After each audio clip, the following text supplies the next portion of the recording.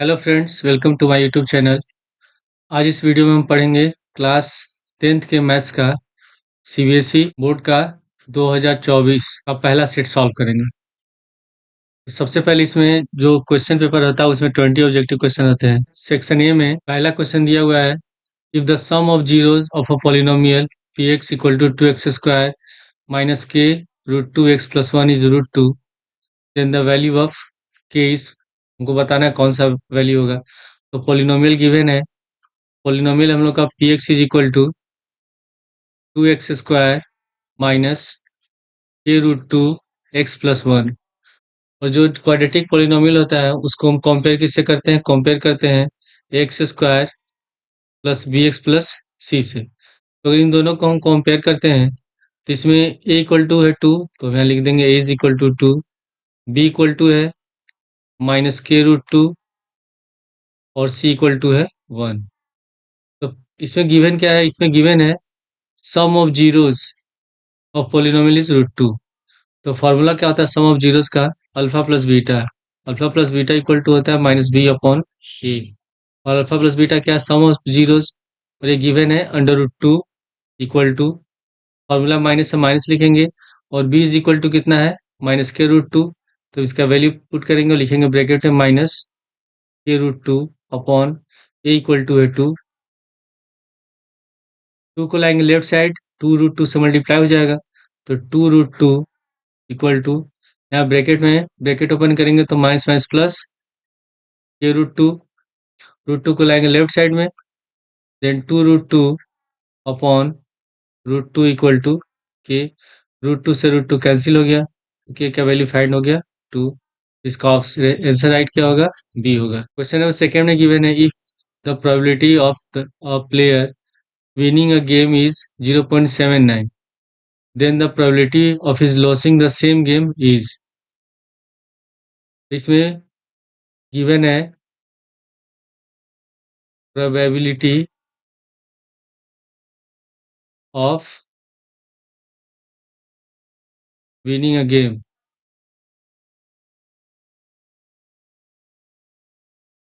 P equal to 0.79। तुमको find करना है probability of his losing the game.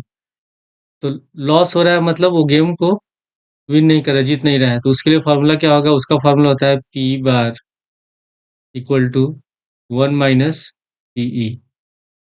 तो हम यहाँ लिखेंगे probability of losing game, then P E bar is equal to 1 - P E, और पी गिवन है 0.79। इसका वैल्यू पुट कर देंगे 1 - 0.79, तो माइनस करेंगे तो हमारा आंसर हो जाएगा 0.21, और राइट ऑप्शन होगा सी। क्वेश्चन नंबर थर्ड में गिवन है, if the root of the equation X square plus B x plus C equal to 0 and A is not equal to 0 are real and equal, then which of the following relation are true. तो जब roots real और equal होते हैं, पहला condition क्या होता है कि जब b square minus 4ac is greater than 0, इस केस में रूट्स रियल होते हैं एंड अनइक्वल होते हैं। सेकेंड केस होता है जब रूट्स 0 के इक्वल होता है, then B square minus 4ac is equal to 0। इस केस में रूट्स होते हैं इक्वल और रियल होते हैं। थर्ड केस होता है जब b square minus 4ac is less than 0, यानी कि जो वैल्यू फाइंड करेंगे वो नेगेटिव होगा। उस केस में रूट्स रियल नहीं होते हैं, रूट्स एग्जिस्ट नहीं करते हैं, लिखेंगे यहाँ real root does not exist. तो इसमें गिवन क्या है कि रूट्स इसमें रियल और इक्वल है, तो हम ये फॉर्मूला यूज करेंगे डिस्क्रिमिनेंट का। तो इसमें पहले हम लिख लेंगे डिस्क्रिमिनेंट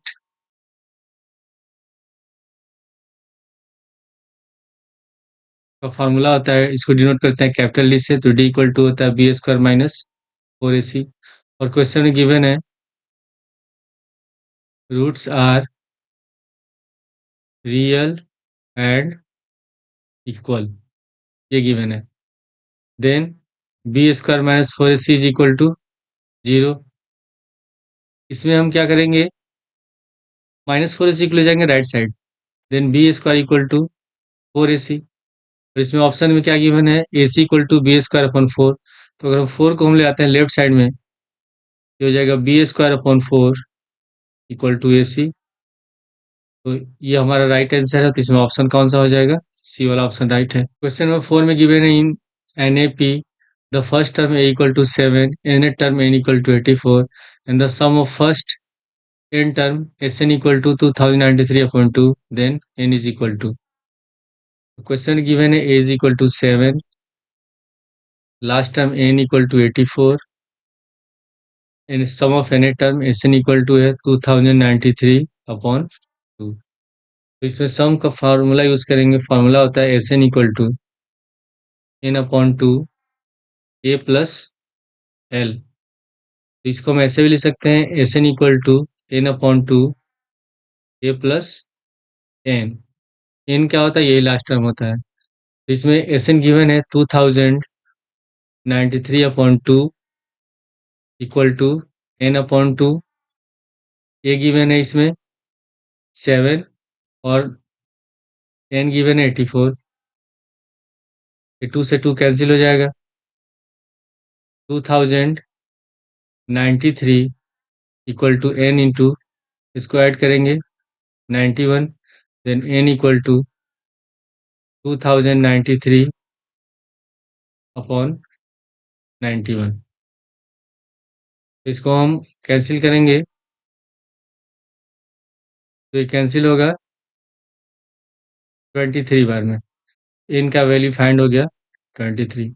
इसमें राइट आंसर होगा सी। क्वेश्चन नंबर 5 में गिवन है if two positive integers p and q can be expressed as p equal to 18 a square b to the power 4 and q equal to b a cube b square where a and b are prime numbers, then LCM of p and q is। तो question given है p is equal to 18 a square b to the power 4 and q equal to 20 a cube b square. हमको find करना है इसका LCM. तो सबसे पहले हम क्या करेंगे, इसमें 18 का फाइंड कर लेते हैं प्राइम फैक्टर। तो 18 का प्राइम फैक्टर हो जाएगा 2 इंटू 3 इंटू 3। तो इसको हम लिख सकते हैं 2 इंटू 3 स्क्वायर। उसके बाद है 20, 20 का प्राइम फैक्टर निकालेंगे तो 2 इंटू 2 इंटू 5। इसको लिख सकते हैं 2 टू का पावर 2 इंटू 5। तो हम पहले क्या करेंगे, 18 और 20 का एलसीएम निकालेंगे। तो जब भी हम एलसीएम निकालते हैं और जो फैक्टर गिवन है अगर ये एक्सपोनेंट के फॉर्म में गिवन है, तो हम पहले चेक करते हैं कि अगर दो नंबर का फैक्टर गिवन है तो दोनों में कौन सा नंबर कॉमन है, और जो नंबर कॉमन होगा उसका मैक्सिमम पावर वाला टर्म लिखते हैं। यहाँ 2 है, यहाँ 2 स्क्वायर है, तो मैक्सिमम पावर कितना है, 2 स्क्वायर है, तो इसको लिख देंगे 2 स्क्वायर इंटू। उसके बाद जो नंबर नहीं मैच करता है उसको भी लिखते हैं, तो यहाँ 3 स्क्वायर, दूसरा तो कोई नंबर है नहीं तो यहाँ 3 स्क्वायर लिख देंगे, और 5 भी है उसको भी लिख देंगे। ये हो जाएगा 2 का स्क्वायर 4, 3 का स्क्वायर 9 इंटू 5, मल्टीप्लाई करेंगे 180। तो जब हम यहाँ एलसीएम फाइंड करते हैं, एलसीएम ऑफ पी क्यू, 18 और 20 कैल्शियम फाइंड हो गया हमारा 180। यहाँ ए स्क्वायर, यहाँ ए क्यूब है, तो जब एलसीएम फाइंड करेंगे तो जो मैक्सिमम पावर वाला जो सेम नंबर होगा उसको लिखेंगे। तो यहाँ ए स्क्वायर है, यहाँ ए क्यूब है, तो हम ए क्यूब लिख देंगे। यहाँ बी टू दी पावर 4 है, बी स्क्वायर है, तो हम क्या लिखेंगे, बी टू दी पावर 4। ये हमारा राइट आंसर है। इसमें कौन सा ऑप्शन राइट होगा, डी। क्वेश्चन नंबर 6 में गिवन है if AD is median of triangle ABC with vertices A 5, -6, B 6, 4 and C 0, 0, length AD is equal to। पहले अब इसमें ट्रायंगल एक ड्रॉ कर लेते हैं।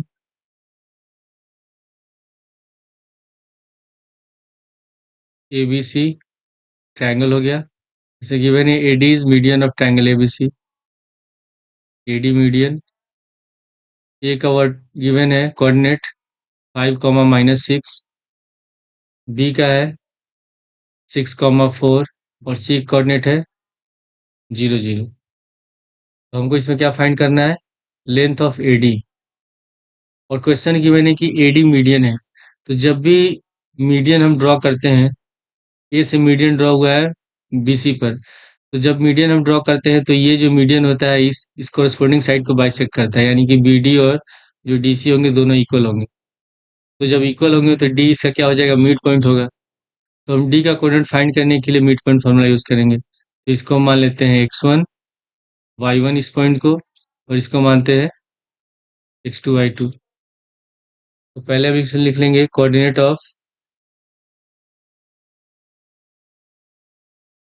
Of d x y equal to, formula होता है x1 plus x2/2 comma y1 plus y2/2। इसमें x1 है 6 और x2 है 0। हम लिखेंगे 6 प्लस 0/2 कॉमा y1 है 4 और y2 है 0/2। तो 6 में ऐड करें 0 6 होगा, 2 से 6 कट गया 3 बार में, और ये हो जाएगा 2। तो डी का कोऑर्डिनेट फाइंड हो गया 3 2। डी का कोऑर्डिनेट हम लिख लेंगे 3 2। अब हमें इसको फाइंड करना है एडी का लेंथ। तो एडी इसमें फाइंड करने के लिए हम यूज करेंगे distance formula. AD equal to under root x2 minus x1 का whole square plus y2 minus y1 का होल स्क्वायर।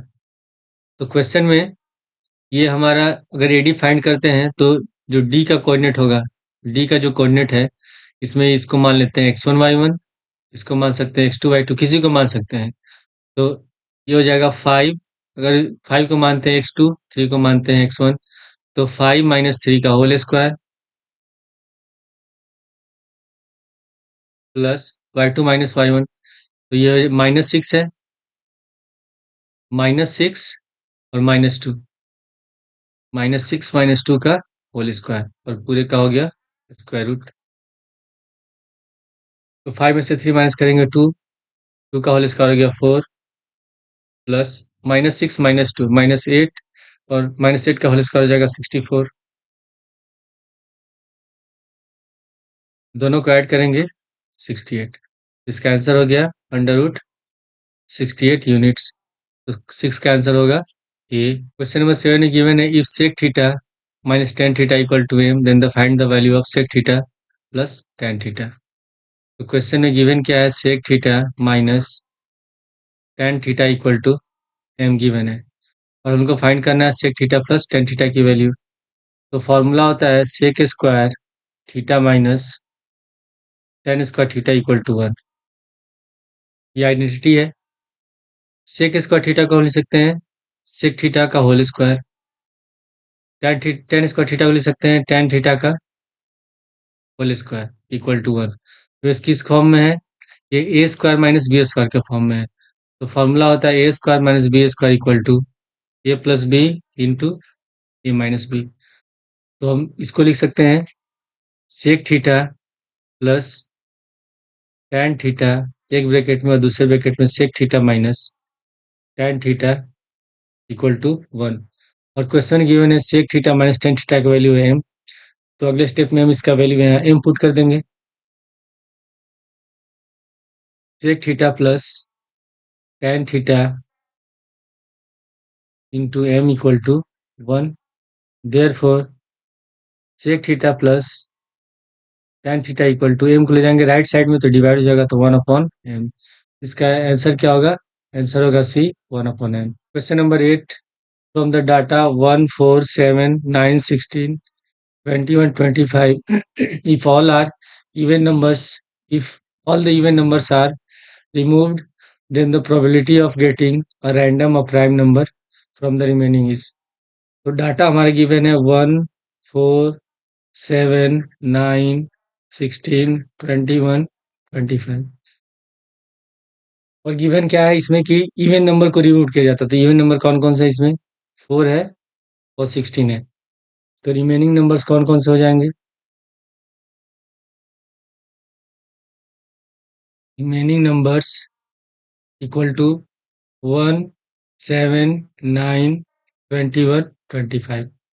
तो हमारा पॉसिबल आउटकम, तो टोटल पॉसिबल आउटकम कितना हो जाएगा? टोटल ये 5 नंबर से तो 5 होगा। और क्वेश्चन हमको बताना है getting at a random of prime number. Prime number का प्रोबेबिलिटी क्या होगा? तो इसमें प्राइम नंबर कौन सा है? केवल 7 है प्राइम नंबर। 1 प्राइम नंबर नहीं है। इस स्मॉलेस्ट प्राइम नंबर 2 होता है। उसके बाद 9 भी नहीं है, ये डिविजिबल है। 21 भी डिविजिबल है, 25 भी डिविजिबल है। तो इसका हमारा प्रोबेबिलिटी क्या हो जाएगा? पी इक्वल टू, हमारा फेवरेबल आउटकम कितना होगा? 1 होगा। तो प्रोबेबिलिटी हो जाएगा 1/5। इसका आंसर होगा बी। क्वेश्चन नंबर 9 में गिवन है from some data x1, x2 dot dot xn with respective frequencies f1 f2 dot dot fn, the value of n sigma I fi फिर ब्रैकेट में xi minus x bar is equal to. वैसे इसका value बताना है, तो इसका तो answer D होगा। कैसे होगा ये मैं बताता हूँ। n sigma i is equal to 1 होगा यहाँ, और x i minus x bar, ये गिवन इसका वैल्यू फाइंड करना है। तो जब हम ब्रैकेट ओपन करेंगे तो हो जाएगा n sigma i equal to 1, और इसके ब्रैकेट के बाहर एफ आई भी है, तो हो जाएगा F I x i minus, और यहाँ लिखेंगे ये एक्स बार है, ठीक है, n sigma I equal to 1 और एफ आई एक्स बार हो जाएगा। तो मीन का फॉर्मूला क्या होता है? Mean x bar equal to होता है sigma F I x i upon sigma F i, ये फार्मूला होता है।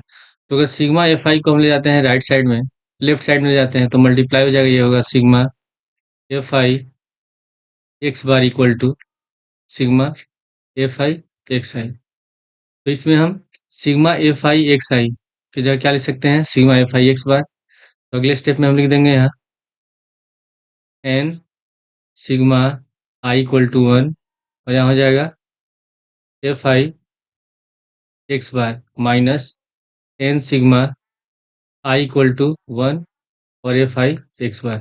दोनों का वैल्यू सेम है, माइनस करेंगे तो इसका आंसर हो गया 0।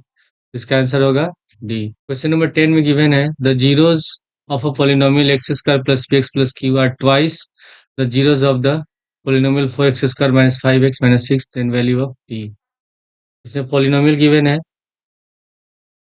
P x equal to 4x square minus 5x minus 6। Question में इसमें गिवन है कि जो 4x square minus 5x minus 6 का जो जीरोज है, ठीक है, ये जो जीरो होगा इस पोलिनोमियल का डबल है। तो पहले हम मान लेते हैं let alpha and beta be zeros of given polynomial, therefore 2 alpha, ये ट्वाइस दिया हुआ है। इस क्वेश्चन में लिखा हुआ है कि the zeros of polynomial x square plus p x plus q are twice the zeros of polynomial 4x square minus 5x minus 6। ये जो पोलिनोमियल का है, इसका जो जीरो है ये इसके जीरो का ट्वाइस है, दुगना है। तो अगर इस पोलिनोमियल का जीरोज अल्फा एंड बीटा है, तो इसका क्या होगा? 2 अल्फा एंड 2 बीटा। लिखेंगे therefore 2 alpha and 2 beta are zeros of polynomial x square plus p x plus q. तो सबसे पहले जो ये पोलिनोमियल गिवन है, इसका हम जीरो फाइंड करेंगे। P x equal to 4x square minus 5x minus 6। पहले हम इसको करते हैं फैक्टराइज। तो फैक्टराइज करने के लिए माइनस 6 को मल्टीप्लाई करेंगे 4 से, तो माइनस 24x स्क्वायर होगा। इसको फैक्टराइज करना है माइनस 24x स्क्वायर। तो इसको बीच वाला जो टर्म है माइनस 5x, इसको दो टर्म में स्प्लिट करना है। जब दोनों को आइडिया सेपरेट करें तो 5 आ जाए, मल्टीप्लाई करने पर 84 हो जाए, 24 हो जाए। तो 8 3 जा 24 होता है, और 8 में से 3 माइनस करेंगे 5। इसको लिख सकते हैं 4x square minus 8x plus 3x minus 6। इन दोनों टर्म में कॉमन है 4x² 8x में कॉमन है 4x, इसमें से 4x कॉमन ले लेंगे, क्या बचेगा x, 4 2 जा 8, x तो कॉमन हो गया था -2, फिर 3 और 6 में 3 कॉमन है तो +3 कॉमन ले लेंगे, तो x -2। एक ब्रैकेट में लिखेंगे x -2 और दूसरे ब्रैकेट में होगा 4x + 3। इसका जीरो फाइंड करना है तो लिख सकते हैं हम लोग x -2 = 0 और 4x + 3 = 0। x को 2 को रह देंगे राइट साइड में, देन x = 2 और ये होगा 4x + 3 को ले आते हैं राइट साइड में -3, देन x = -3/4। इसके बाद हमको फाइंड करना है x² + px + q का जीरोस फाइंड करना है। तो पहला इसका जीरो क्या है, 2 अल्फा। अल्फा हमारा, इसको मान लेते हैं अल्फा और इसको मान लेते हैं हम लोग बीटा। तो अल्फा = 2 है तो 2 × 2 4 हो गया, पर 2 बीटा, तो 2 × बीटा = हो जाएगा ये -3/4, तो -3/4 लिखेंगे। 2 से 4 कट गया 2 बार में, तो ये हो गया -3/2। तो जो हमारा पोलिनोमियल क्या गिवन है, पोलिनोमियल गिवन है x² + px + q, और हम लोग को फाइंड करना है इसमें p का वैल्यू फाइंड करना है। हम लोग जानते हैं कि सम ऑफ जीरोस इक्वल टू होता है -b/a। तो अगर इसमें हम कंपेयर करते हैं तो a = हमारा 1 होगा, b = होगा p एंड c = q। तो सम ऑफ जीरोस कौन कौन से जीरो हम लोग के हैं, 4 और -3/2, तो लिख देंगे 4 प्लस ब्रैकेट में -3/2 इक्वल टू माइनस b = है p और a = है 1, प्लस माइनस होगा -4 - 3/2 इक्वल टू -p, 4 2 जा 8 और 8 में से 3 माइनस करेंगे 5, 5/2 equal to -p, therefore p = value find हमारा होगा -5/2। इसमें कौन सा ऑप्शन राइट है, ए। क्वेश्चन नंबर 11 में गिवन है if the distance between the points 3 - 5 and x, -5 is 15 unit, then the value of x are. Question given है, 2 पॉइंट गिवन है, मान लेते हैं ये पॉइंट है ए जिसका कोऑर्डिनेट है 3, -5 और ये पॉइंट है बी जिसका कोऑर्डिनेट गिवन है x, -5 और ए बी के इसके बीच का डिस्टेंस है 15 यूनिट्स। तो इसको फाइंड करने के कौन सा फॉर्मूला यूज करेंगे, डिस्टेंस फार्मूला। तो फॉर्मूला होगा ए बी = x2 - x1 का whole square plus y2 - y1 का होल स्क्वायर। तो इसमें जो ए का कोऑर्डिनेट है ये हमारा होगा x1, y1 और जो बी का कोऑर्डिनेट गिवन ये होगा x2, y2। तो सबसे पहले x2 - x1, तो हम क्या लिखेंगे x - 3 का whole square plus y2 - y1, y2 है -5, तो हम ब्रैकेट में लिखेंगे -5, फिर माइनस y1 भी है -5, तो माइनस माइनस हो जाएगा प्लस पूरे का रूट, और ये भी हमारा कितना है 15, डिस्टेंस दिया हुआ 15 तो 15 लिख देंगे, देन 15 इक्वल टू, अब इसको हम एक्सपेंड करेंगे -b के होल स्क्वायर फार्मूला पर। तो सबसे पहले a की जगह x है तो x², b की जगह 3, तो 3 का स्क्वायर -2ab, 2 × x × 3, और इसमें -5 + 5, ये तो जीरो होगा, जीरो का स्क्वायर जीरो ही होता है, देन 15 इक्वल टू, इसको लिख सकते हैं x², 3 का होल स्क्वायर हो गया 9 - 6x। x का वैल्यू फाइंड करने के लिए ये हम लोग को स्क्वायर रूट इसको हटाना पड़ेगा, तो स्क्वायर रूट हटाने के लिए हम दोनों साइड स्क्वायर करेंगे, स्क्वायरिंग ऑन बोथ साइड्स। इसको लिख सकते हैं 15 का होल स्क्वायर प्लस, सॉरी होगा इक्वल टू का साइन, और रूट में x² प्लस 9 - 6x का होल स्क्वायर। तो 15 का होल स्क्वायर होता है 225 इक्वल टू रूट हट जाएगा तो x square minus 6x plus 9। अगर हम 225 को ले जाते हैं राइट साइड, अगर इधर ले जाते हैं तो ये प्लस हो जाएगा माइनस, और इसको हम डायरेक्ट ऐसे लिख सकते हैं तब x square minus 6x plus 9 minus 225 is equal to 0। Then x square minus 6x minus 225 है और प्लस 9 है, तो माइनस करेंगे कितना हो जाएगा 216 इक्वल टू 0। ठीक है, अगर इसका हम फैक्टर निकालते हैं, फैक्टराइज करने के लिए क्या करेंगे, पहले हम 216 को मल्टीप्लाई करेंगे एक्स स्क्वायर से, तो ये हो जाएगा हम लोग का माइनस 216 एक्स स्क्वायर। अब इसका जो मिडल टर्म है 6x, इसको दो टर्म में स्प्लिट करना है, जब दोनों को आइडिया सब्ट्रैक्ट करें तो 6x आ जाए और मल्टीप्लाई करने पर माइनस 216 एक्स स्क्वायर आ जाए। तो इसके लिए हम 216 का फाइंड करेंगे प्राइम फैक्टर। सबसे पहले 2 से डिवाइड करेंगे तो 108, फिर 2 से डिवाइड करेंगे 54, इसके बाद इसको 2 से डिवाइड करेंगे 27, फिर 3 से डिवाइड करेंगे 9, फिर 3 से 9 को डिवाइड करेंगे 3 बार में, और 3 से 3 डिवाइड होगा 1 बार में। इसका फैक्टर ये हो गया, फैक्टर हो जाएगा हम लोग का 2 इंटू 3 इंटू 3 इंटू 3 इंटू 3। तो अब इसको अरेंज करना है, तो पहले इनको मल्टीप्लाई करें, 3 3 जा 9 और 9 2 जा 18, फिर उसके बाद 2 2 जा 4 और 4 3 जा 12। तो 12 और 18 को मल्टीप्लाई करेंगे तो आएगा 216, और 18 में से 12 माइनस करेंगे तो हो जाएगा हम लोग का माइनस का 6x। तो इसको हम लिख सकते हैं तब x square minus 18x minus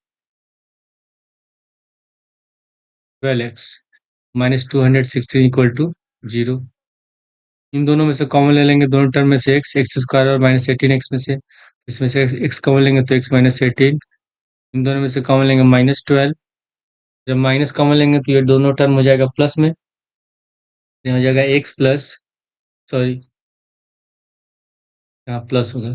ठीक है, इसमें से प्लस 12 कॉमन लेंगे तो होगा यहाँ एक्स माइनस 18 इक्वल टू 0। तो कॉमन लेंगे तो एक ब्रैकेट में लिखेंगे एक्स माइनस 18 और एक ब्रैकेट में x plus 12 equal to 0। Then x minus 18 equal to 0 और x plus 12 equal to 0।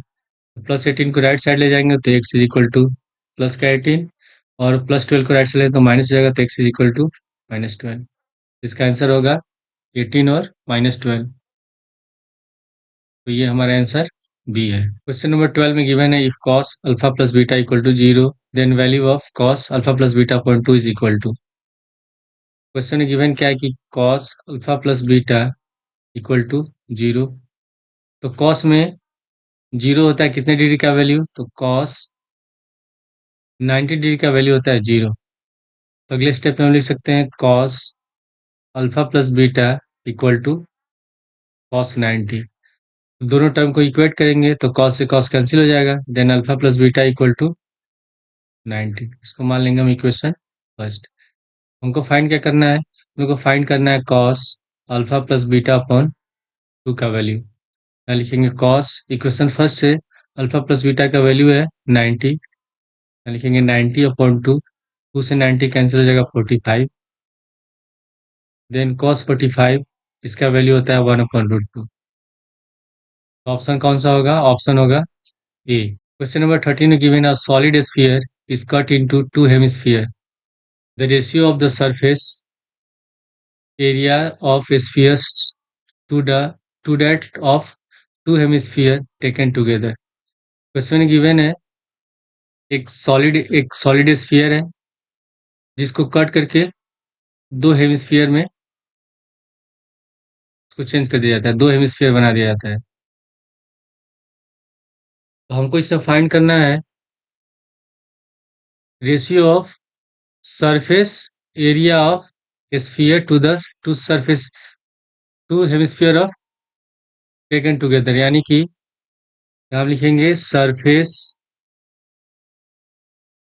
Area of sphere upon surface area of two hemisphere taken together.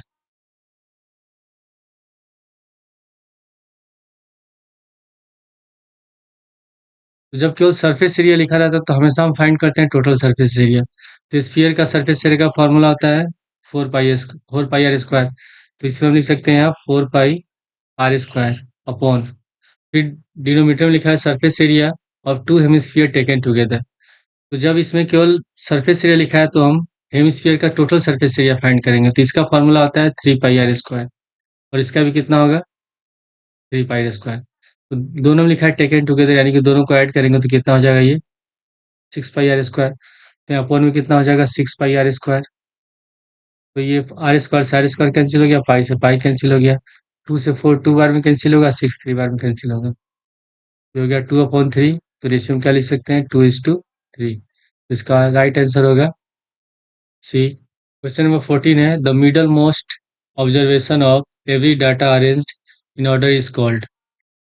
कोई भी डाटा अरेंज किया गया है असेंडिंग या डिसेंडिंग ऑर्डर में, तो उसका जो मिडल मोस्ट टर्म होता है उसमें हम कौन सा यूज करते हैं, कौन सा ऑर्डर यूज करते हैं, उसका मिडिल टर्म फाइंड कर लें। तो इसमें आंसर क्या हो जाएगा, इसका बी होगा, मीडियन। इसका राइट आंसर हो गया बी। क्वेश्चन नंबर 15 गिवन है, the volume of largest right circular cone that can be carved out from a solid cube of base 2 centimetre is. जो आंसर है ये पाई के टर्म में गिवन है। क्वेश्चन गिवन है, एक सॉलिड क्यूब है, क्यूब कहते हैं जिसके एज इक्वल होते हैं,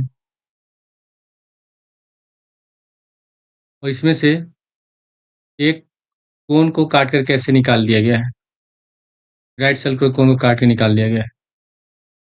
तो हमको फाइंड करना है कि इसका मैं जो वॉल्यूम होगा कोन का कितना वॉल्यूम होगा। तो जब हम इसको काट करके निकालेंगे ऐसे, तो ऊपर का जो पार्ट है ये कैसा है, सर्कुलर है। तो इसमें ये पूरा ऐसे, ये पूरा ये जो इसका पार्ट है ऐसे पूरा इसको टच करके जाएगा, यानी कि इसका जो डायमीटर होगा कितना हो जाएगा, ये इसका एज दिया हुआ है 2 सेंटीमीटर, ये भी 2 सेंटीमीटर है, ब्रेथ भी, और इसका हाइट भी 2 सेंटीमीटर है। इसका डायमीटर 2 सेंटीमीटर हो जाएगा, और इसका जो हाइट होगा ये भी कितना होगा 2 सेंटीमीटर ही होगा। क्या हम लिख लेंगे पहले डायमीटर, हमको वॉल्यूम फाइंड करना है कौन का, तो हम इसका डायमीटर लिख लेंगे 2 सेंटीमीटर है। तो रेडियस हो जाएगा r इक्वल टू 2/2 1 सेंटीमीटर। उसके बाद हाइट h इक्वल टू, ये भी 2 सेंटीमीटर है। तो वॉल्यूम ऑफ कोन, इसका फार्मूला होता है 1/3 pi are square h, then 1/3 into pi into, answer हमको पाई का टर्म लिखना है तो पाई लिखेंगे, रेडियस है इसका 1, लिखेंगे 1 का होल स्क्वायर, और हाइट है 2। तो 1 का होल स्क्वायर 1 होगा, तो 2 को 1 से मल्टीप्लाई करेंगे तो होगा 2 पाई/3। और वॉल्यूम फाइंड कर रहे हैं तो क्या लिखेंगे यहाँ क्यूबिक यूनिट्स। इसका राइट आंसर कौन सा हो गया, डी। क्वेश्चन नंबर 16 है, two dice are rolled together, the probability of getting sum of number of the two dice as 2 3 और 5 इज। तो जब जो डाइस होता है उसमें डिजिट्स कौन कौन से होते हैं, 1 2 3 4 5 6। तो दूसरे डाइस में कितना होगा 1 2 3 4 5 6। इसमें लिखा हुआ कि two dice are rolled together, मतलब दोनों डाइस को एक साथ फेंका जाता है। तो जब फेंका जाता है तो दोनों में जो नंबर्स आते हैं उनका सम है 2 है 3 है 5 है, तो बताना है प्रोबेबिलिटी क्या होगा। तो जब दो डाइस को एक साथ रोल करते हैं तो उसमें हमारा जो टोटल पॉसिबल आउटकम होता है, टोटल पॉसिबल आउटकम्स, ये हमारा होता है 36। मैं बता देता है कैसे निकलता है। पहले हम क्या करते हैं, अगर हम डाइस को रोल कर रहे हैं तो पहले डाइस में हमारा 1 आता है, तो दूसरे डाइस में मान लेते हैं कि इसमें भी 1 आ रहा है।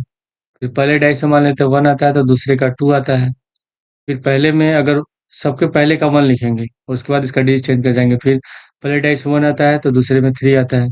फिर पहले डाइस में 1 आएगा तो दूसरे का 4, फिर पहले डाइस में 1 तो दूसरे का 5, ठीक है। फिर पहले डाइस में 1 और दूसरे का 6। उसी तरह फिर मान लेते हैं पहले डाइस में 2 आता है और दूसरे डाइस में 1 आता है। फिर दूसरे डाइस में पहले डाइस में 2 आता है, दूसरे में भी 2 आता है। फिर पहले डाइस में 2 और दूसरे डाइस में 3, ऐसे हम चेंज करते जाएंगे। तो 2 4, 2 5, 2 6।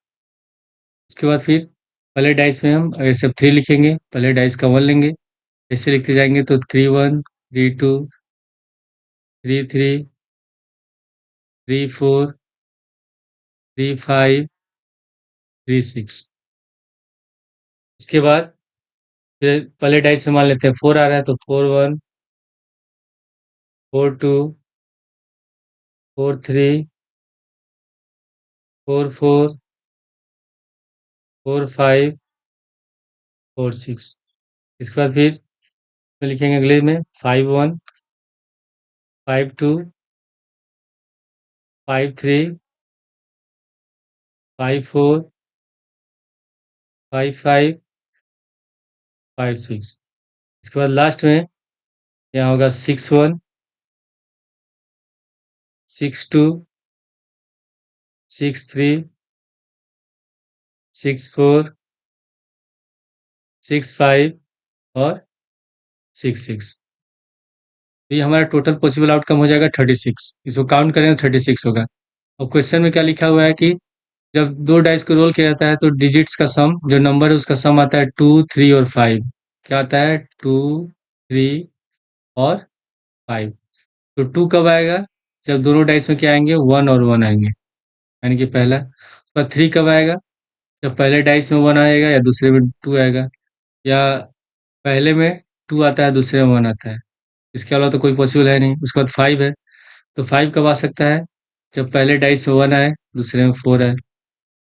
ठीक है, या पहले डाइस में 2 आए, दूसरे में 3 आए, या पहले डाइस में 4 आता है, दूसरे में 1 आता है, या पहले डाइस में 3 आता है, दूसरे में 2 आता है। अब तो कुछ ऐसा पॉसिबल नहीं है। तो हमारा फेवरेबल आउटकम्स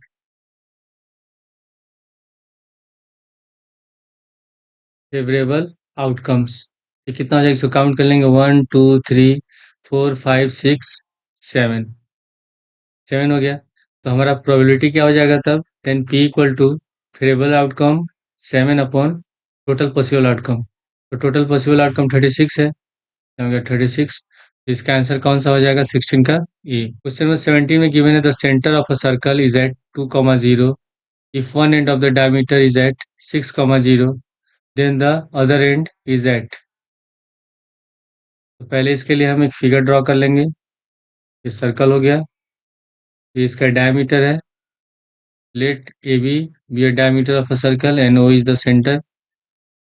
और क्वेश्चन गिवन है the centre of circle is at 2, 0, यानी कि इसका कोऑर्डिनेट गिवन है 2, 0 and one end of diameter is at 6, 0। मान लेते हैं बी का कोऑर्डिनेट है 6, 0। देन द अदर एंड, यानी कि हमको फाइंड करना है, ये फाइंड करना है, इसका कोऑर्डिनेट मान लेते हैं x, y। तो हम लोग को पता है कि जो सेंटर होता है ये डायमीटर का मिड पॉइंट होता है। तो इसको हम सॉल्व करने के लिए मिड पॉइंट फार्मूला यूज करेंगे। तो मिड पॉइंट फार्मूला क्या होता है? x, y। इसको मान लेते हैं हम x1 और इसको मान लेते हैं y1। x, y equal to x1 plus x2 upon 2 and y1 plus y2 upon 2, ये फार्मूला होता है। तो पहले इसमें x1 कितना है? एक पहले x ले लेंगे, तो ये हमारा x1 y1 होगा, और जो b का कोऑर्डिनेट है ये x2 y2, और जो ये सेंटर है ये होता है xy। तो xy की जगह हम लिख देंगे यहाँ 2, 0। उसके बाद x1 की जगह x1 लिखेंगे, प्लस x2 हमारा कितना है? x2 है 6, तो यहाँ 6 लिख देंगे अपॉन 2, कॉमा y1 y1 की जगह y1 लिखेंगे, और y2 है 0 अपॉन 2। अब हम क्या करेंगे? इसमें जो एक्स वाला टर्म है उसको एक साथ इक्वेट करेंगे 2, और इसको इक्वेट करते हैं 0 और y को एक साथ इक्वेट करेंगे। लिखेंगे पहले equating on both side, equating on both sides. पहले एक्स वाले टर्म को लिखते हैं, तो then 2 equal to x1 plus 6/2। 2 को ले जाएंगे लेफ्ट साइड में, 2 से 2 को मल्टीप्लाई करेंगे, 2 2 जा 4 इक्वल टू x1 प्लस 6। 6 को लाते हैं लेफ्ट साइड में, तो then 4 minus 6 equal to x1। x1 equal to find हो गया हमारा -2। उसके बाद फिर y वाले टर्म को इक्वेट करेंगे, तो 0 इक्वल टू y1 प्लस 0/2। 2 को ले जाएंगे राइट साइड, लेफ्ट साइड, तो 2 से मल्टीप्लाई करेंगे 0, और y1 में 0 को ऐड करेंगे y1 ही होगा। देन y1 इक्वल टू कितना हो गया 0। तो हमारा कोऑर्डिनेट क्या होगा, coordinate of A x1 y1 equal to -2 0। इसका राइट आंसर है C. Question number 18, in the given figure graphs of two linear equations are shown. The pair of these linear equation in question given consistent with unique solution, consistent with infinitely many solution, C में inconsistent, और D में दिया हुआ inconsistent but can be made consistent by extending these lines। तो consistent कब होता है, जब इक्वेशन के ग्राफ एक पॉइंट पर एक दूसरे को इंटरसेक्ट करते हैं। तो इस केस में अगर वन पॉइंट पर इंटरसेक्ट करता है तो इसका यूनिक सॉल्यूशन होता है, और कंसिस्टेंट होगा।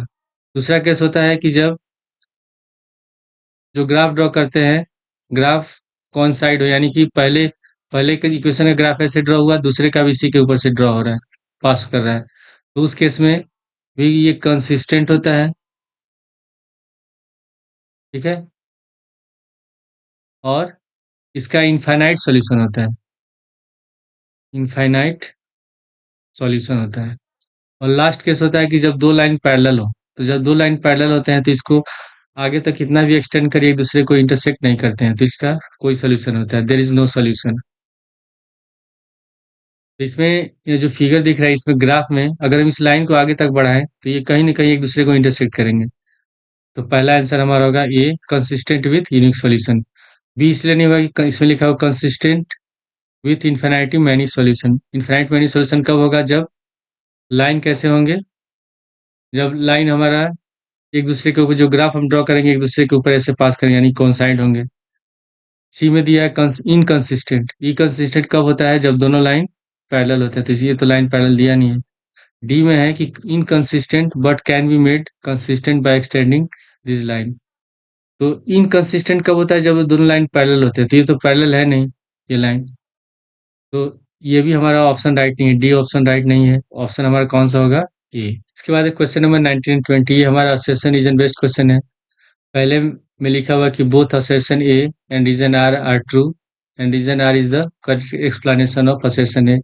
बी में लिखा हुआ है कि both assertion A and reason R true but reason R is not correct explanation of assertion A. C में assertion A is true but reason R is false, और डी में दिया हुआ assertion A is false but reason R is true। तो इसमें ये चार option दिए गए हैं। क्वेश्चन नंबर 19 और 20 का जो ऑप्शन राइट होगा उसको हमको बताना है। तो क्वेश्चन 19 में assertion में गिवन है the tangent drawn at a end point of a diameter of a circle are parallel। इसमें क्या गिवन है कि कोई सर्कल गिवन है, और ये एक डायमीटर हो गया ये भी, और इस डायमीटर पे जब हम टेंजेंट ड्रॉ करते हैं, दोनों डायमीटर के एंड पे जब टेंजेंट ड्रॉ करते हैं तो दोनों क्या होते हैं, पैरेलल होते हैं। तो ये हमारा जो असर्शन दिया हुआ है क्या है, ये ट्रू है। यहाँ भी 90 डिग्री का एंगल बनता है, यहाँ भी 90 डिग्री का एंगल बनता है, तो दोनों एक दूसरे के पैरेलल होंगे, तो हमारा असर्शन राइट है। रीजन में क्या लिखा है कि diameter of a circle is the longest chord. और हम लोग ये भी जानते हैं कि जो डायमीटर होता है, कॉर्ड क्या होता है, सर्कल फिर दो पॉइंट को ज्वाइन करने वाला जो लाइन होता है उसको कॉर्ड कहते हैं। The line joining the two points on the circle is called chord. तो सबसे लंबा जो कॉर्ड होता है ये डायमीटर होता है, और वो पास करता है सर्कल के सेंटर से। तो हमारा रीजन भी सही है, लेकिन जो रीजन है ये इसका करेक्ट एक्सप्लेनेशन नहीं है। रीजन से हमें ये नहीं पता चलता है कि अगर ये डायमीटर है तो ये दोनों लाइन क्या होंगे, पैरेलल होंगे। तो इसका ऑप्शन क्या होगा, इसका ऑप्शन होगा b, both assertion A and reason R are true but reason R is not correct explanation of assertion A। इसके बाद है क्वेश्चन नंबर 20। इसमें लिखा है if the graph of a polynomial touches x axis at only one point then the polynomial can not be a quadratic polynomial. तो जब हम graph draw करते हैं, ये हो गया एक्स एक्सिस और ये है वाई एक्सिस, और ये ग्राफ अगर इसको एक पॉइंट पे इंटरसेक्ट करता है तो इसका 1 0 होगा, वन सॉल्यूशन होगा। 1 0 कब होगा? जब ये जो इसका इक्वेशन होगा कैसा होना चाहिए? इक्वेशन होना चाहिए linear equation, x plus b equal to 0, या लीनियर पोलिनोमियल होना चाहिए, तब इसका ग्राफ जब ड्रॉ करेंगे तो एक्स का वन सॉल्यूशन फाइंड होता है। लेकिन अगर क्वाड्रेटिक दिया हो X square plus B x plus C, तो इसका 0 फाइंड करेंगे तो इसका 2 0 फाइंड होता है। तो जब हम ग्राफ ड्रॉ करेंगे तो एक्स एक्सिस को 2 पॉइंट पे इंटरसेक्ट करेगा। तो ये हमारा जो असर्शन है वो राइट है। इसमें लिखा है कि if the graph of a polynomial touches x axis at only one point then the polynomial can not be quadratic polynomial, ये राइट है। रीजन में लिखा है कि polynomial of degree n where n is greater than 1 can have at most n zeros, तो ये भी हमारा ऑप्शन राइट है। इसमें लिखा हुआ है कि जो डिग्री है पॉलिनोमियल का डिग्री, इसको n से डिनोट कर रहा है।